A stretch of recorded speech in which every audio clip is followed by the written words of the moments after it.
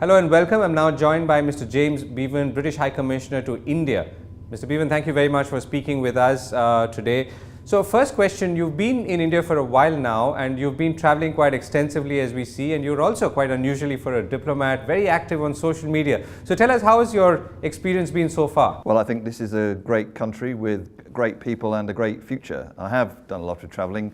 One of the things that I've learned is that the India story is not being written in Delhi, it's being written in the states of India, and I've made it my business to visit as many of those states as I can. I've been now to 27 of India's 28 states, and everywhere I go I've seen growth, I've seen energy, I've seen excellence, I've seen optimism, and so I'm very upbeat about India's future prospects. It's my job to communicate with India and with the Indian people, and I think it's the job of any official to make sure that the people who pay his wages know what he's doing. And so my Twitter account to which you refer is one way in which I can do that. And I found it really useful. I have been able to tell the story of what Britain is doing here in India. I've been able to talk a bit about what I do personally to advance the relationship between Britain and India. And I've had some very interesting interactions with Indians as a result of it. So I will keep going.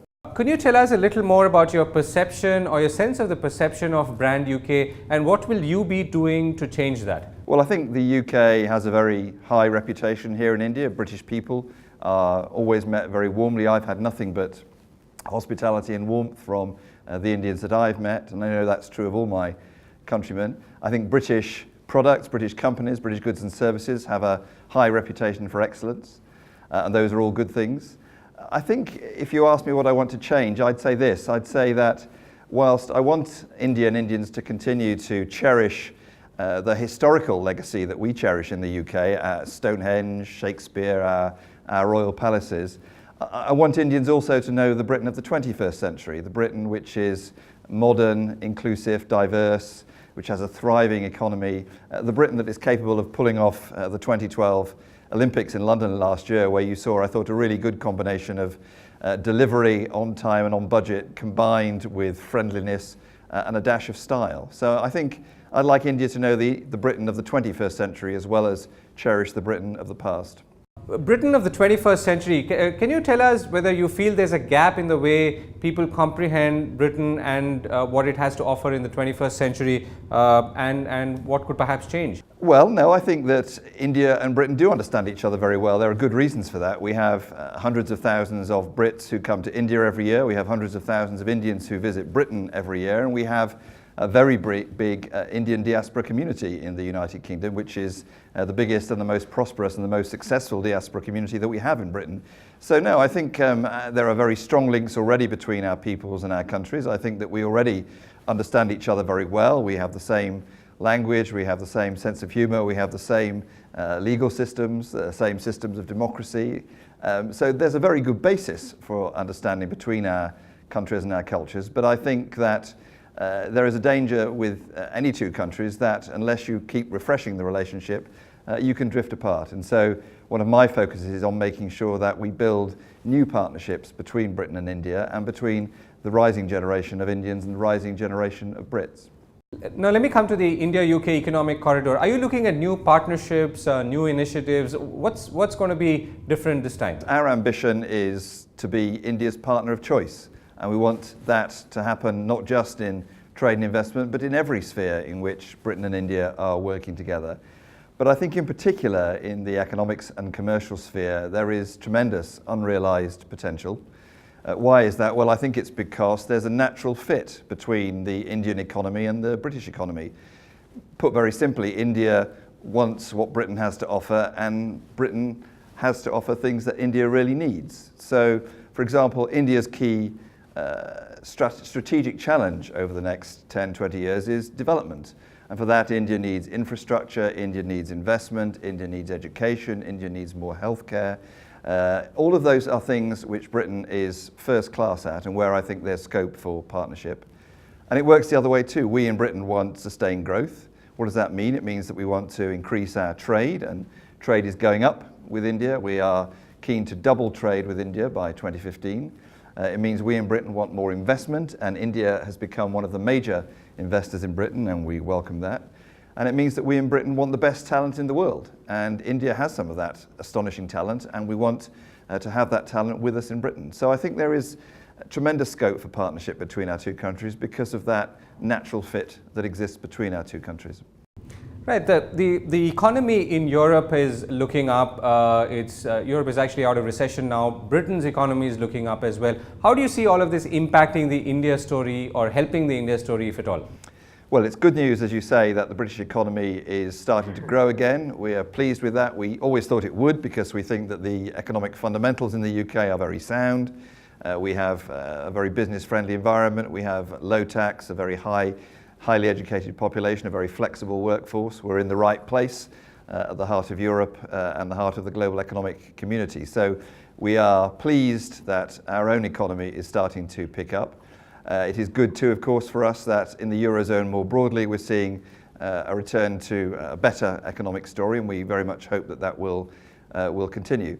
All that's good. All that, I think, makes Britain an even more attractive place for India to do business with. As I said, we already have a very substantial investment from Indian companies in the UK. We'd like to see even more of that. It creates thousands of jobs. It creates great growth in the UK. And I'm very pleased to say that Indian companies now invest more in the United Kingdom than they invest in the whole of the European Union put together. And it's one of my jobs to make sure that it stays that way.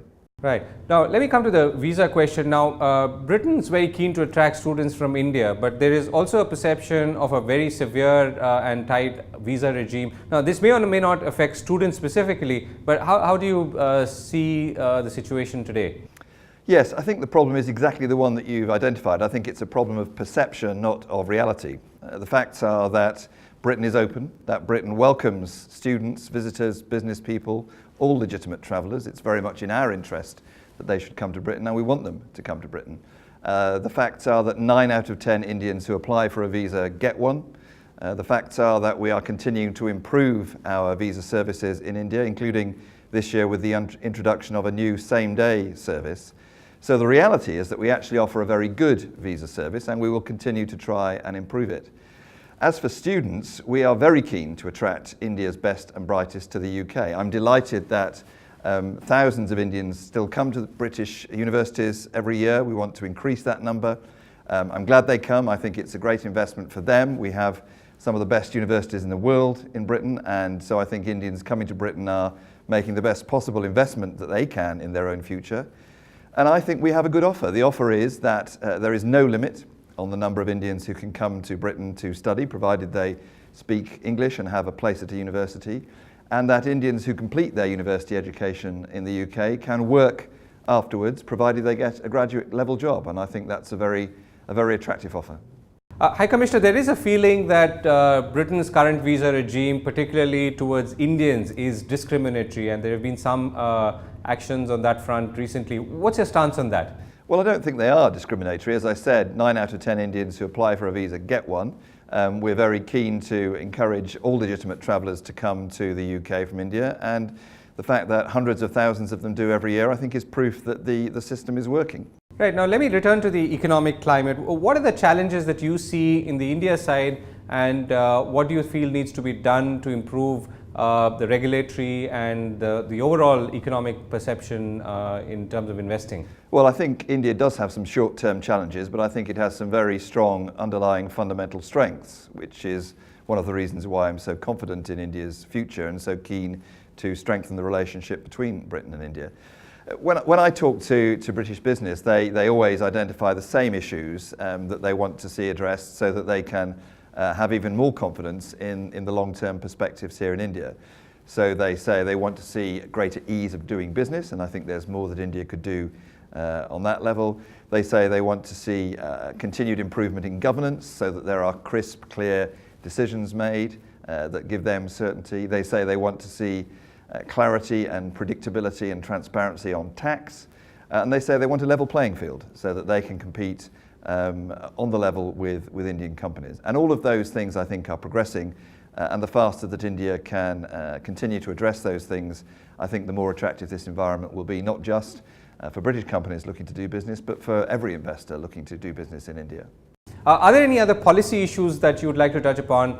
For instance, in the area of tax, where clearly there are some outstanding issues between the two countries? I think the only other one I'd mention, because I think it's really important, is the EU-India Free Trade Agreement. This is an agreement that, if is successful, will open the markets of the European Union, the world's biggest single market, and India, another of the world's biggest single markets, to each other. And that will have huge benefits for our citizens in terms of increased consumer choice, in terms of lower prices, in terms of greater access to the goods and services that India produces for Europeans and that Europe produces for Indians.